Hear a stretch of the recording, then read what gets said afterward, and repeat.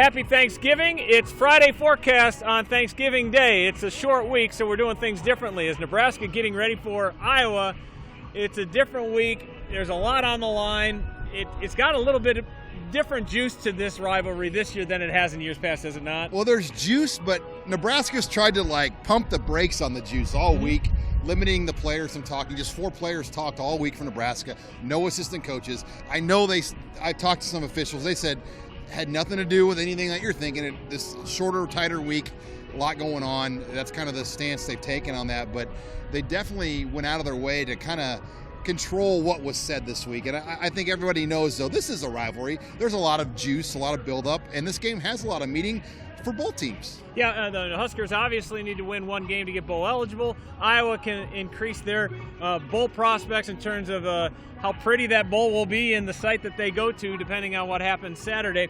But it is interesting talking to some of the players on Monday. Colin Miller was the one guy that kind of spoke freely and saying, hey, we don't like them, they don't like us, and let's just get it on. And you saw that last year. Oh, no doubt. Pre-game warm-ups, there was quite a little, not a scuffle, but a nice chippiness. A nice conversation at midfield that Brian Ferentz and Scott Frost had to get out there, and they were barking a little bit back and forth. And, I mean, it's kind of one of those things where you're like, oh, yeah, he's a good guy.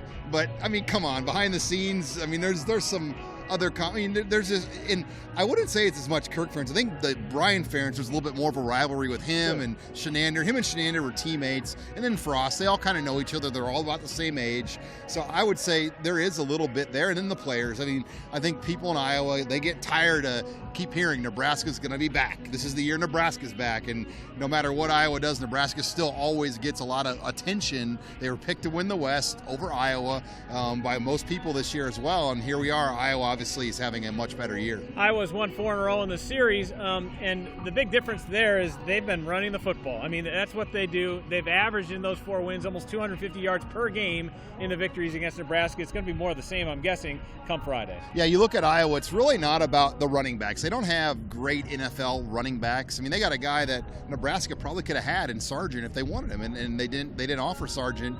They took Greg Bell instead, and obviously that didn't work out. And Sargent said that last year. He goes, I wanted to run hard against Nebraska because they wouldn't offer me. They took Greg Bell over me, and it's their offensive line. They have a system. Kirk Ferentz and Brian Ferentz are offensive line guys by nature. They teach and train a system that works, and it creates creases, and it allows running backs to have great success. Yeah, Sargent with 173 yards on 26 carries last year, averaging almost 7 yards a tote. Nate Stanley, he's one of the more underrated quarterbacks in the Big Ten. Got a lively arm. DiCaprio Boodle says he's one of the best in the league. Yeah, he's one of those guys that he's not going to wow you just with his physical presence. I mean, he's a big physical guy, but he's not the fastest guy. But he's one of those guys on draft day. We're going to be sitting somewhere on a Thursday, Friday, Saturday of the draft, and he's going to get picked, and you're like, oh wow, and he's going to be a higher round draft pick than you think. He's built for Sundays. A lot of Iowa guys. I mean, Iowa's program builds guys for the NFL. I mean, they haven't had a lot of great national championship seasons, but they've had a lot of really good 8 to 10 win type years that have produced a lot of draft picks. And Stanley is going to be a draft pick quarterback. Yeah, Fenton Hawkinson last year, obviously in the tight end position. They're going to have Tristan Wirfs and probably A.J. Epinesa, assuming that he goes pro. And Tristan Wirfs at left tackle will be first round. Absolutely. He'll be one of the top picks, if not the top lineman taken in the draft. Let's talk about Nebraska. They're coming off their best, most convincing win of the year. How important was that win at Maryland for confidence? It's kind of one of those things.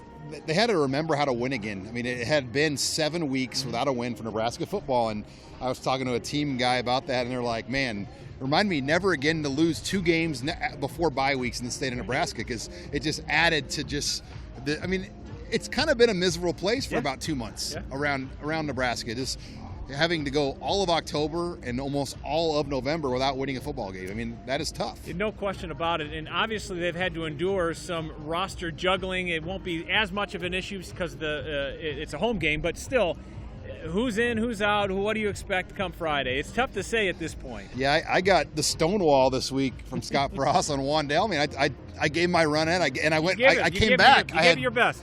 You weren't wearing a hoodie. You went tough at him. I came at him twice, and he gave me a kind of I know response twice. Right. But I think Wandale, that will be one that will go all the way into the game, like all the way to Friday morning, and they'll have to decide. But other than that, I mean, I think the guys that were battling sickness, you would hope by Friday. Right. They're hydrated, fed, fueled, and ready to go. Diedrich Mills and J.D. Spielman played through some sickness, and you mentioned Kanawai-Noa, the wide receiver. He had a season-ending meniscus repair surgery, so he's obviously out. But Luke McCaffrey obviously was a point that people wanted to make, and a talking point on Monday. He's dynamic. They got to figure out a way to utilize him in his fourth and final game. Yeah, you look at Luke McCaffrey, when you're limited on your weapons right now, no Kanawai-Noa, maybe Wan'Dale Robinson, maybe not. All of a sudden you got this McCaffrey guy that is dynamic. You've got to get him on the field, whether it's as a receiver, a quarterback, wildcat, whatever. But he is averaging 7 yards per carry as a runner, and against a great Iowa defense that only gives up 13, 14 a game as a defense on the season. You're going to have to find points in this game. Yeah, scoring, they give up 12.2 points per game. And Scott Frost mentioned that Luke McCaffrey is a quarterback, period, and that he's just being utilized right now because of numbers and talent. Obviously, there's an opportunity here for him to see. I want to see a formation with all the quarterbacks on the field. Put a bunch in there. Noah Vedral. Put him, all three of them. Diamond formation, right. Let them go. If they all got hurt on the same play, though, that'd be problems. And finally, this is kind of an interesting deal here because this is the final Black Friday game for the next 2 years because Iowa goes in a different part of the schedule. And we get a break with Thanksgiving. We're home again next year, so our families can plan that Sean and Andy will be home for Thanksgiving again. For the most part, we're seeing Frozen, by the way, tonight as a family. Good. Okay, Thanksgiving, good luck with Frozen that in the 2. Yeah. But I think having this game, 2 years from now makes sense. Nobody wanted to see it leave Black Friday. It was a terrible leadership decision. It actually played a factor in getting Sean Eichhorst fired by how the tone deafness he had in moving this game, and Minnesota's going to take it for 2, and then Nebraska will get it back. Yeah, Scott Frost says it's the way it should be that Nebraska will face probably its biggest rival in the Big Ten in Iowa. It is on Black Friday at 1:30 kick, a unique starting time. That's how big of a deal it is. It has its own window, 1:30 kickoff here at Memorial Stadium.